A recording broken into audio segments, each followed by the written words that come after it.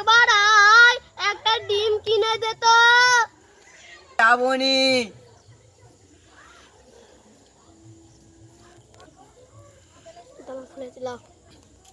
তোদের দুজনের মধ্যে খুব বন্ধুত্ব না? তোদের দুজনের মধ্যে আমি এক্ষুনি ঝগড়া বেঁধে দিচ্ছি। ও একবার আয়, একটা কথা বলবো। যাচ্ছি দাদু। বলো, কি বলবে বলো। ওই তুই যে বল, আমি কিছু জানিনি আর কিছু বলবো নি। ঠিক আছে।